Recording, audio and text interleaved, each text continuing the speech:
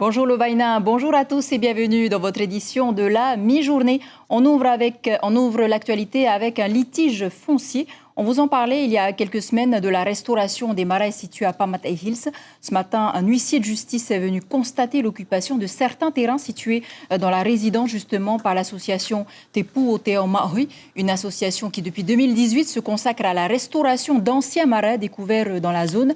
Seul problème, l'association a également construit d'autres marais sur 5 zones terrassées et c'est justement cette occupation que le promoteur a souhaité faire constater par un huissier. Les gendarmes sont même intervenus ce matin car l'accès avait été bloqué. Écoutez Tetua Nuimai, président de l'association Tepu Oteo Maui, au micro de Maruki Duri. Parce qu'il veut détruire, ça en fait. Il veut détruire. Je suis, il ne veut pas payer. Mais il veut détruire les traces qu'on avait fait. On voyait l'autre taou à 110 ans. Il dit, je ne sais pas si c'est un taou, vraiment grave, je ne sais pas. Mais pour le payer en lui. Mais nous met dehors. Et vous, depuis 2018, vous vous investissez pour construire ces marais, pour revaloriser en fait. Voilà, pour nos enfants. C'est pour eux l'avenir. S'il n'y a pas ça, les enfants ne savent pas d'où ils viennent en fait. On voulait faire une discussion autour d'une table avec le promoteur. Et il ne veut pas? Ben, je crois que depuis le début, ce qu'on a demandé jusqu'à aujourd'hui, il n'y a aucune réponse.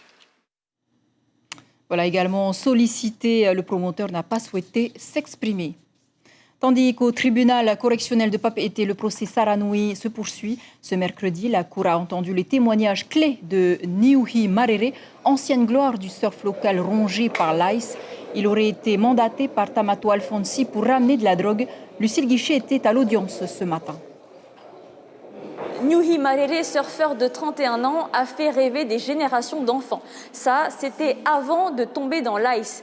Rongé par la drogue, il raconte comment il a accepté de faire la mule. Il aurait ainsi récupéré 200 grammes d'ice au Mexique auprès de Tamatoa Alfonsi et l'aurait ensuite caché grâce à Maytay Danielson dans des appareils de karaoké.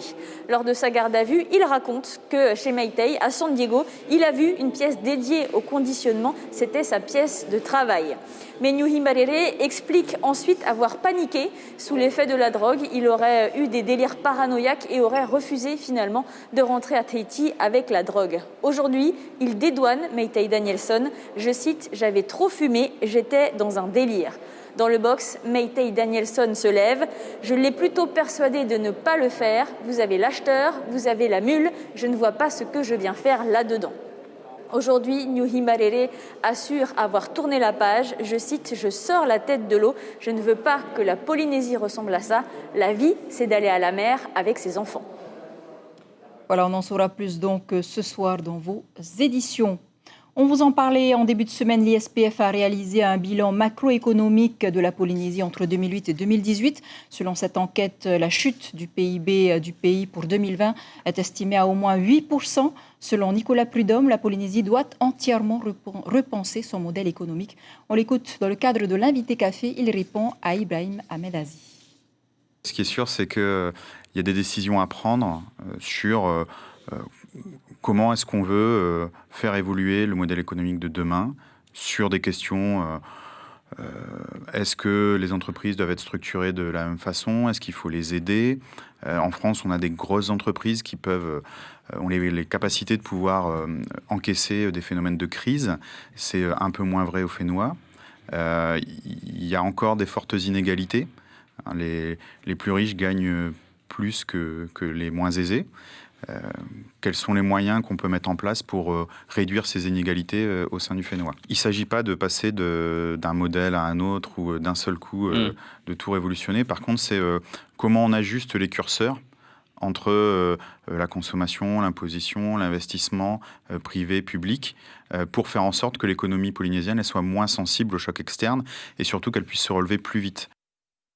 Voilà, et la reprise n'est pas pour demain. Les entrepreneurs tablent déjà sur 3-4 ans pour un retour à la normale.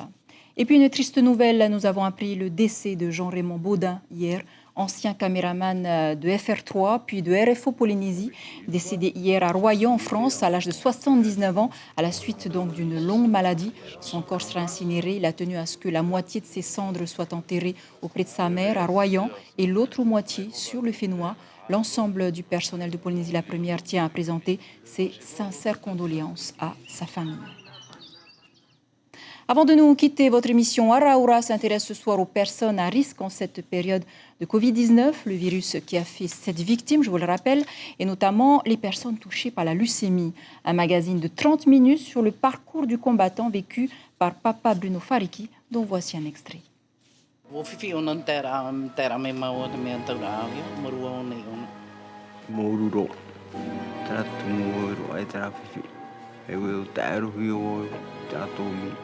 E mai e tupu pinipini hia no te mea itiro o te mo parurutino, global block, e pauno a te toto. E hisu aho maungo kilo i topa. E mai whiwhiroa, e mai varvara roa roa. Tai me poto oi tiro. Oi te waune, oi te wo e hantrame. Ni o no tra pro no tra e mari e tatara tu, ah? E toti programa normalement il est en phase finale. E mai foi.